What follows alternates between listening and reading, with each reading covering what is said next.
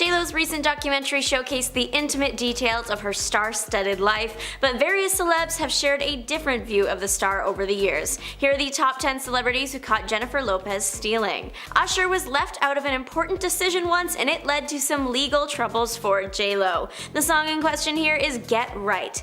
Get Right was written by Usher and producer Rich Harrison for Confessions. The album was released by Usher in 2004. The song was originally called Ride. The thing was, it wasn't good enough for the album, or something went wrong. Either way, it didn't make the cut, and vault tracks weren't common yet, so the song sat there until JLo was interested. Harrison decided to give the track to JLo, presumably without checking with Usher first if his reaction is anything to go off of. Usher claimed he didn't sign off on the decision and was quick to demand publishing rights. Obviously, the song made it out on JLo's side as it was released and is now considered a fan favorite. Shawnette Harrell sang the chorus to popular JLo song If You Had My Love, but was credited as just a background singer. Having others lend vocals to songs is super common in Hollywood. In recent years, it's more common that people will sing the majority of their song, and other voices will truly be background vocals. It seems in this case, Harrell might not have been credited properly if she really did sing the chorus and JLo is just lip syncing along. Likely though, JLo did put some vocals in there mixed in with Harrell handling the brunt of it. As for crediting the person as a background singer, the vocals were mixed in a way that the background vocals typically were, plus there is no way to actually know if JLo was the one to sign off on that. Christina Milian is now a singer and actress. You might recognize her from the Netflix movie Falling in Love, the Kim Possible theme song, or the JLo song Play. Christina co-wrote the song and did record some vocals for it, vocals that can be heard on JLo's version of the track. But as we know now, that did not happen. But JLo did kind of steal her work. Not really, because she would have had to get permission, but you know what I mean. People thought maybe Christina felt negatively towards JLo. It turns out that is very much not the case. In an interview with Page 6, Christina got to clear up any rumors swirling around the internet. She said there is nothing malicious between her and JLo. She talked quite highly of the singer, and even explaining that she was okay not being fully credited for the track, saying hands down she killed it. She's so good, I love that song, I'm on the credits for whatever nature, as a writer and for singing backgrounds. There is credit for that. I'm also just so happy that she did it because she's an icon, she's amazing. It's funny when people talk about this being kind of a thing about me singing on the song with Jennifer. I mean, I have background singers on some of my songs. It's no different than Michael Jackson having background singers on songs, or Britney Spears. This is what music is made of. You want a blend of voices, it makes songs better to me. She even clarified why the song went to JLo, explaining that she liked another party song she had written more, AM to PM, and figured that only one would make the album, so she passed on play. JLo caught it and recorded it, doing some rewrites with Christina, and then it was off and hitting the charts. Ironically, it could be argued JLo's song I'm Real is not very real at all. Ashanti is the real deal here, at least when it comes to the chorus, and ad-libs, and the writing of the song. Allegedly, the song I'm Real by Jennifer Lopez was written by Ashanti. She sung the demo that was given to JLo. Usually artists, when they get demos, they just use it to see what the song will sound like. Then they re-record the song because it's their song now and they want their vocals. At least that's what one might think. In this case, and a few more cases that we've looked at and will look at, it looks like JLo did not re-record anything, just kept the demo vocals and the ad-libs. Ashanti received credit for background vocals, but the co-writing credit was nowhere to be found. So while JLo likely got permission from either the performer or the company, it wasn't a good look in the eyes of the public. To make the entire situation worse, JLo, who is Puerto Rican, used the N-word on the track. That was met with the appropriate response and callouts. I'm Real was so successful that Ashanti did write for JLo again, so there must not have been too much bad blood between the women. She came back to write Ain't It Funny, also adding some ad-lib vocals into this song. She did get to appear in the music video for this one. It's hard to imagine any JLo song being more popular than Jenny from the Block, but for a brief moment, all I have was the moment. While most of the song was JLo's vocals, part of the chorus was sampled from Deborah Law's song Very Special. Very Special came out in 1981 and JLo's song in 2002, so quite a bit of time between the two. Sony did get permission to use the sample, however, no one told the original singer, Deborah Law, so she took JLo to court. The case was dismissed, she tried again, and it was dismissed again. Specifically, she went to court over the sample, but that doesn't mean it was Law's vocals on the JLo track. The part of the chorus that wasn't JLo was a woman named Makeba Riddick. Riddick was with Rock Nation at the time. Makeba does have a connection to another famous track, Love the Way You Lie, featuring Rihanna. She produced Rihanna's vocals. This one is mainly a fan rumor and speculation. Kunela Cox was a background singer on Jennifer Lopez's tours and was possibly a vocalist on her hit song Love Don't Cost a Thing. Love Don't Cost a Thing is one of J-Lo's biggest hits, so it makes sense it would eventually be examined with a magnifying glass, or I guess just a good ear to pick apart to see if J-Lo is singing. Some fans would argue that in parts of the song, she isn't, that instead of J-Lo's vocals being heard, it's actually Cox. Cox is not that big of an artist, unfortunately, though she is very talented. She released some of her own music and albums back in the early 2000s, but they didn't do very well. A leaked demo caused people to listen to Lopez's signature track, Jenny from the Block, a little more closely, as it was rumored that J-Lo didn't even sing part of her most popular tune, and that some vocals actually belonged to Natasha Ramos. Of all the people on this list, Natasha is probably one of the most outspoken. She has used her multiple social media accounts to prove her involvement with the hit song. Using her X account, she tweets out her demo for the song, telling people to compare for yourselves. However, that was mainly in response to people saying she was lying about ever being involved with the track. Back in 2019, she tweeted a short summary of her involvement, writing, "I just want to clarify something. J-Lo did indeed go into the studio and lay down some background vocals over mine. So I wouldn't say she's so much lip syncing, however the backgrounds are predominantly me, some ad-libs and laughs as well." So that is nice to get cleared up. J-Lo is technically still singing her biggest song, just with a little more help than we may have thought. Social media star Samantha Barbash was the inspiration behind the critically acclaimed film Hustlers, produced and starring Jennifer Lopez. Samantha, however, does not appreciate the film and actually sued J-Lo and her company for defamation. Samantha shared her perspective on the situation in an interview with TMZ. She said, "They basically stole my story. I wouldn't sign my rights away. I wasn't giving away my film and TV rights for peanuts. J-Lo doesn't work for free, why would I?" Further claiming that 87% of the film made was wrong. Samantha's case was ultimately dismissed. Brandy might have been the one mad at J-Lo for taking her song, but she has also now accidentally, maybe purposely, roped herself into the feud between Mariah Carey and J-Lo. Let's start with the Brandy drama. Brandy wrote a song called Ride or Die for her album Aphrodisiac. The problem was there was a bunch of delays with the album, and for some reason those delays meant that Brandy no longer had the song and it went to J-Lo for her Rebirth album. Ride or Die did still keep quite a few Brandy vocals though, which I can only imagine added fuel to the feud fire.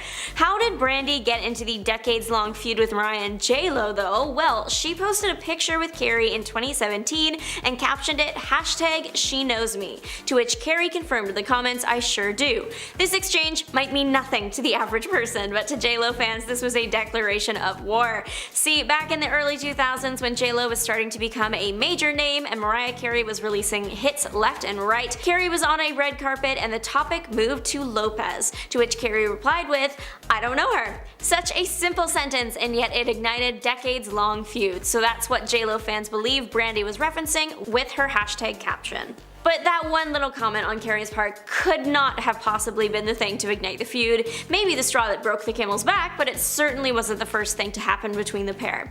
The first big step was probably, if you look at it from Mariah Carey's perspective, when J-Lo stole a never-before sampled song from her ahead of her album release. That was pretty bad. The song that had never been sampled before was Firecracker by Yellow Magic Orchestra. Mariah wanted it for her upcoming song Loverboy, so she of course applied for a license. The only thing was her ex-husband must have hated her because he also applied for the same song and unfortunately for Carey, beat her out. So J-Lo's track, I'm Real, got the sample, and it also featured vocals from another singer named Shailene Thomas. Presumably this fiasco is what sparked the flames of the feud. Due to everything that J-Lo has accomplished during her career, she's gained enough clout in the business to be able to make demands and have some celebrity ego, of course. But at what point does it all become a little too much? So, according to Dannii Minogue, it was J-Lo's insane ultimatums, and she's not alone in that. Some of the reports about Lopez's most egregious sounding on-set demands and ultimatums aren't just from projects she stars in, but also even when she's appearing on a show just for a single day. According to a report for her BBC interview, Lopez required enough dressing rooms for a 90-person entourage if she was going to show up on the day of. In 2022, Dannii Minogue shared what J-Lo was like on their shared episode of Top of the Pops. Minogue and Lopez Lopez were set to feature during the same filming, but Lopez, at the last second, threatened not to show. And according to Minogue, it was unless her backstage room was redecorated. I was told everything had to be white, including the sofa. All I could think is girlfriend is covered head to toe in body makeup. How do you sit on an all-white couch? Meanwhile, when she's the star of the show is quite literally revolving around her power-tripping schedule. According to an insider who spoke to Now magazine in 2011, Lopez demanded to eat at exact times every day, no matter what was happening. If the natural lighting was just right, if everything was set up perfectly, Lopez would still walk off set at 10:15 on the dot to eat food specially made for her. This source was from the set of What to Expect When You're Expecting, a movie that J-Lo filmed with Cameron Diaz, and the two famously didn't get along following our next worst J-Lo moment, the movie line interview, which went down in history, man. In an era of interviews PR managed within an inch of their lives, it's rare for a major star to shred into another, let alone half a dozen. But times were different in 1998, and while speaking the movie line, Jennifer Lopez appeared on a mission to burn bridges with every female actor of her generation. When asking Lopez why she believed she was even popular in Hollywood at the time, her answer was simply, because I'm the best. During that interview, described as an orchestrated and deliberate scene, J-Lo's lounging by her swimming pool mid-massage as she proceeds to say that Cameron Diaz was a lucky model who had been given a lot of opportunities I just wish she would have done more with. That she didn't know any work Gwen Paltrow did, and that she was famous by association to Brad Pitt. Oh, she also said she wasn't a fan of Winona Ryder, and even S-shamed Salma Hayek and bravely slated another multi-talent Madonna by saying, do I think she's a great actress? No, acting is what I do. So I'm harder on people when they say, oh, I can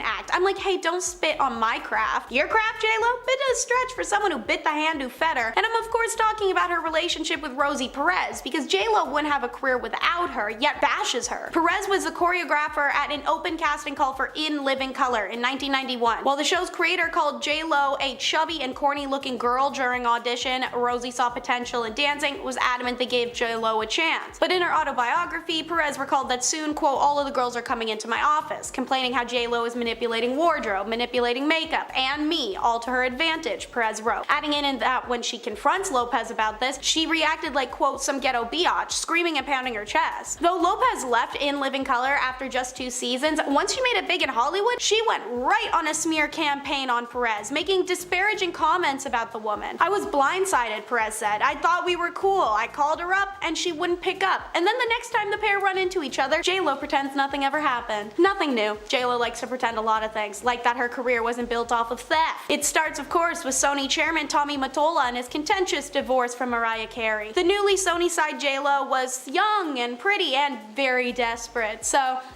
Tommy chose to use her as his pawn to try and sabotage Mariah's Glitter soundtrack, and he did so by giving J-Lo the same samples and beats he saw Mariah using. Mariah's single still comes out on top, but Mottola did, however, find success in damaging Mariah's career, and J-Lo and her team learned that her success laid in using the work of other artists. She especially profited off of Black underground artists, either by literally using their vocals or by taking and rewriting their songs with differing lyrics. Said artists were those like Shantae Moore, Christina Milian, Usher, Mariah Carey, and of course Ashanti, who wrote Ain't It Funny, and Natasha Ramos, who wrote Jenny from the Block. Both artists' backgrounds, ad-libs, laughs, and main vocals were used in the songs but uncredited. J-Lo's theft of music became so persistent and even repetitive for some artists that many began leaking their own music so J-Lo wouldn't steal it. And Usher was the first, but definitely not the last, to loudly sue the singer and win for it. But just like J-Lo, since The Block was mentioned, I'm now going to bring it up and tell numerous stories about it. This first one, how Jenny caused a fiasco. So Lopez once starred in a Fiat commercial in which she drove around the Bronx and explained why her old neighborhood continues to inspire her. Her deal with the Italian manufacturer was reportedly worth millions, yet she refused to actually return to the block that she sang about and forced Fiat to find a body double to do so. The owner of Mott Haven Barbershop, seen in the ad, said the commercial featuring the Fiat 500 car drove up and down the street of East 136, but Lopez was not at the wheel. Instead, it was a double that looked like her. J-Lo's people refused to comment on it, but Fiat was forced to, and they make a public statement explaining that the body double was because of scheduling decisions. I guess I can't be too surprised given that J-Lo even went so as far to refuse financial aid to her own old high school and community. Jenny from the Block has donated, rather stingily and minimally over the years, to charity, but never to her own suffering neighborhood, which has now been criticized by her former principal, Claire Latempa from the Holy Family School, for allegedly turning her back on the community. Latempa, who worked alongside the star's own mother, Lupe, at the school, tells the New York Daily News,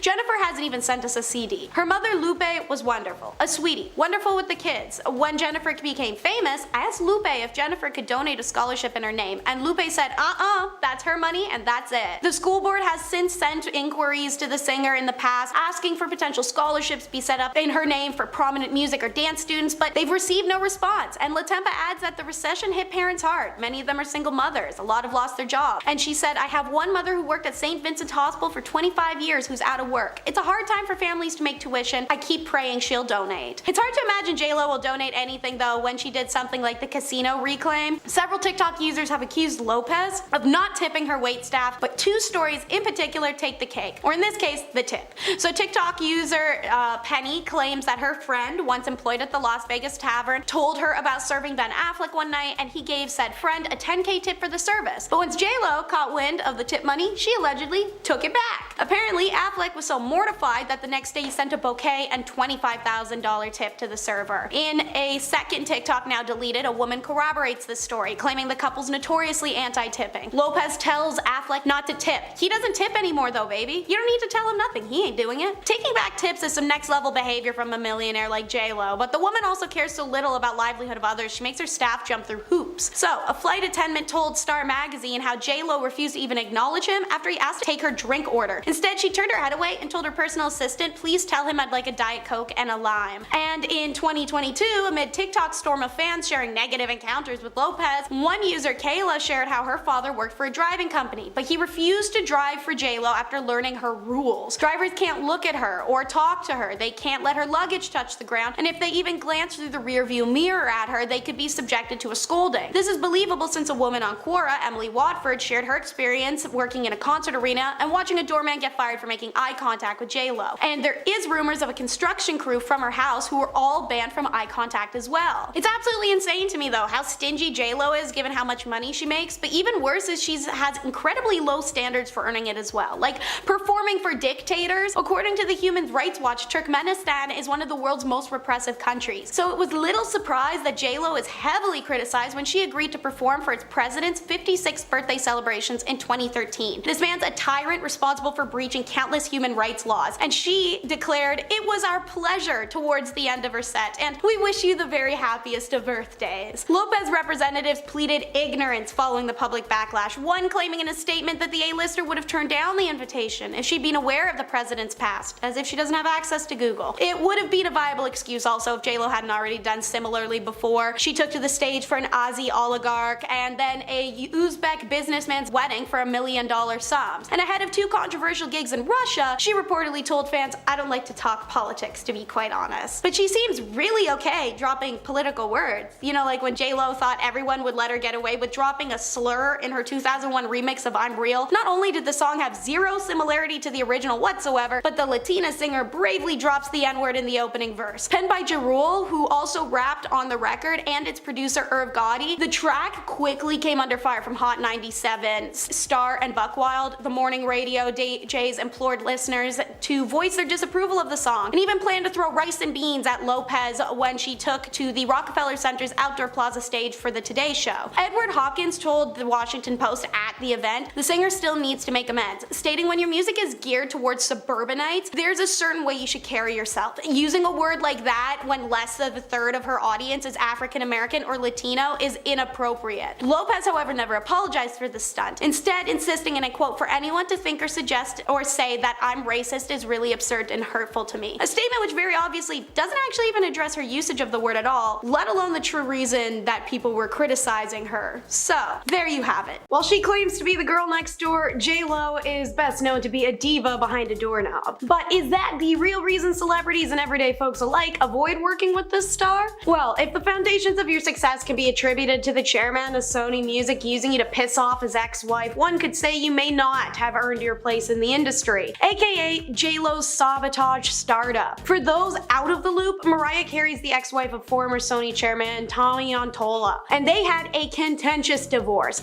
during which J-Lo was a rookie newly signed to the label. She was young, she was pretty, and she was absolutely desperate, so Mottola used J-Lo as his pawn against Mariah. Mottola tried to sabotage Carey's Glitter soundtrack, and to quote Mariah herself after hearing my new song, using the same sample I used, Sony rushed to make a single for another female entertainer on their label, whom I don't know. A reference, of course, to the famous quote Mariah had made about J-Lo years prior. Carey knows that she got the last laugh, however. To quote, all of that Loverboy ended up being the best-selling single of 2001 in the United States. Mottola, however, did find success in damaging Mariah's career and exasperating J-Lo's in the process.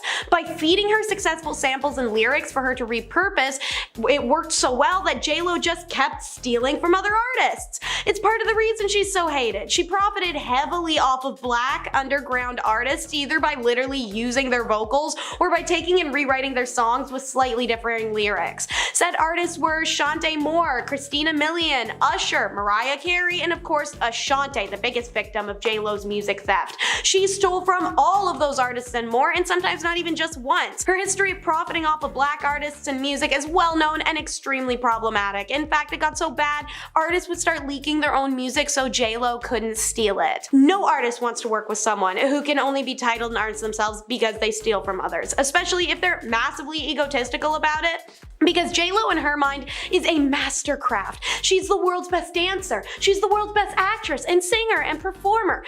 Having confidence is one thing, but being self-obsessed is another. Back in 2021, a string of articles came out about how the self-glorifying J-Lo actually burnt bridges with celebrity acquaintances with her behavior. To quote, everyone in J-Lo's life has to accept it's about her pretty much all of the time, or they simply won't be tolerated in the first place, spilt an insider to the Globe. But lately it's gotten boring for the likes of Lee Remini, Beyonce and Jay-Z, Demi Lovato, Gwyneth Paltrow, and others because of her non-stop me conversations. The source, an alleged fired house staffer, also added that J-Lo is standoffish and cool and never asks others what they're doing and isn't interested to know. She won't even hug them for fear it'll spoil her makeup. Yeah, there's having confidence. Then there's having arrogance, as Jennifer Lopez has walked a dangerous tightrope between the two for literal years. Traditionally, it's the people, it's Hollywood, their press, the movie-going public that determines who is an A-list star, not the star themselves. But during her literally renowned, famous 1998 Movie Line interview, J-Lo yeeted tradition and declared herself an A-lister. When Movie Line asked Lopez why she believed she was hot in Hollywood at the time, she responded candidly with, "Because I'm the best, and I feel I can do anything." Because I'm the best? Having too much belief in your own abilities inevitably gets under the skin of colleagues and viewers alike. Lopez even then went on to claim that she had something called the stardom glow, but not everyone saw it that way. Sure, 1998 was a good year for her. Veteran film critic Roger Ebert even praising J-Lo for the Selena biopic, but praises like that went right to Lopez's head before she fell off in 2003. Despite that, J-Lo ultimately isn't a horrific actress, but she isn't a great one either. So, how does she still land roles evidently not made for her? Flirty fishing. You always flirt with your co-stars. It's harmless, Lopez told Movie Line in 1998. And it's most definitely not, especially if that workplace is a movie set and millions of dollars are at stake. Directors are gonna get nervous about their actors flirting. So how does J-Lo then deal with that? She flirts with them too. To quote her, "That's the best way to deal with these big wigs," she said to Movie Line when they asked about her relationship with the U-Turn director Oliver Stone. "I just went in there and we hit it off and I flirted with him, got tough with him, and he just loved it." Now can you imagine if the roles was reversed and a man who had just said that quote was saying it about female co-stars and directors? Let's hold women accountable for using their sexuality to also pressure and discomfort others into giving them what they want, shall we? That's not cool, J-Lo. And speaking of not cool, if she ain't flirting with the male co-stars, she's victimizing the starlets. J-Lo has a mean streak and competitive side. Pair that with ego and self-pedestalization, it makes sense she'd say such things as, "Tell me what she's been in," about Gwyneth Paltrow in 1998, months before Paltrow would literally win the Best Actress award. And she also tacked on, "Some people get hot by association. I heard more about Gwen and Brad than I ever heard about her work." These quotes were pulled from the famous 1998 Movie Line interview after she was asked what she thought of actresses she was competing with for roles. She then went on to say Romeo and Juliet star Claire Danes does the same thing with every character, and that she was never a big fan of two-time Oscar nominee Winona Ryder. What did she think of Cameron Diaz? A lucky model who's been given a lot of opportunities. I just wish he would have done more with them. And when talking about Madonna and the insane success of 1996's Evita, she scoffs and shares her opinion of the literal queen of pop. "Do I think she's she's a great actress? No. Acting's what I do, so I'm harder on people when they say, oh, I can do that, I can act. I'm like, hey, don't spit on my craft. Your craft, J-Lo? Bit of a stretch for someone who bit the hand that fed her. And I'm talking about Rosie Perez, because J-Lo wouldn't have a career without her. Perez was the choreographer at an open casting call for In Living Color in 1991. Well, the show's creator called J-Lo a chubby and corny looking girl. Rosie saw potential in her dancing and was adamant they give her a chance. But then writes in her autobiography that soon all of the girls are coming into my office complaining about how J-Lo was manipulating wardrobe, makeup, and me all to her advantage. Perez then added when she confronted Lopez, she reacted like, quote, some ghetto biatch, screaming and pounding her chest and yelling at Perez, I know I'm good, I'm better than any of these girls and you know it. Lopez leaves In Living Color just after 2 seasons, but once she makes it big in Hollywood, she went on a smear campaign and making disparaging comments about Perez, who she owes her career to. Stories like this make it obvious that J-Lo treats people pretty poorly, which means that her staff has it tough. Be prepared to be on call 24/7 to carry her to her every women need. And unless you are one or two of the staff who are very senior, don't even expect her to acknowledge you. One staff member said it was like working for a ghost. In 2022, amid a TikTok storm of fans sharing negative encounters with Lopez, TikTok user Kyla shares how her father worked for a driving company and he refused to drive for J-Lo after learning what the rules are for it. She doesn't allow the drivers to look at her or talk to her. They're not allowed to let her luggage touch the ground, and even if the driver looks in the rearview window, they could be subjected to a scolding. That's believable since a woman on Quora, Emily Watford, shared her experience working at a concert arena and literally watching a doorman get fired for making eye contact with J-Lo. According to Today Mag, J-Lo requires her nannies to work grueling hours every day of the week. Quote, normally people who have huge sums of money and have loads of professional and social obligations hire a nanny for each child, especially newborns. But it's as if Jennifer expects one nanny to not only take care of both twins, but to work 16-hour days, 7 days a week, as told to the National Enquirer. Really, just pity anyone like a maid or an airline attendant that comes within her orbit. I mean, she's going to ignore you as rudely as possible. Take the United Airlines first class attendant who merely asked J-Lo what she would like to drink. To quote him, Jennifer refused to even acknowledge me. She turned her head away and told her personal assistant, please tell him I'd like a Diet Coke and lime. It gets a lot worse when you talk about the German hotel maid who dared to knock on her door and politely ask for an autograph. Named Pré Dodage, she said, it took all of my courage and I rang the bell to get an autograph, but I was rejected by 2 assistants at the door. A day later, the cleaning company that employed me called and said Miss Lopez has complained, and I was fired right there on the phone. Lopez then turned around and called the story hurtful and refuted she got anyone fired, but she didn't deny making the call. Anyways, I'd be mortified by something like that myself, but that's honestly J-Lo for you. That's how she treats people. She's completely shameless. This is a woman who will fire you for looking at her and has no concept of why that's not okay. A woman on TikTok, Julia Wang, shared her story of meeting one of J-Lo's backup dancers in Vegas concert where J-Lo was performing and shared how cruelly they were treated, saying if you were pretty or if you were Latina, it was like a game over. She hated you. Oh, J-Lo not being a girl's girl. Please, we've had that established since the Bash of 1998. Wang further went and claimed that J-Lo refused to talk or even look at the backups during their many hours of rehearsal time, except for the occasional eye roll or scoff, and that the only time her demeanor does a 180 is when that men walk into the room. She only treats women poorly because she views them as competition, which, as a woman, is the deadliest 7 sins of girl codes.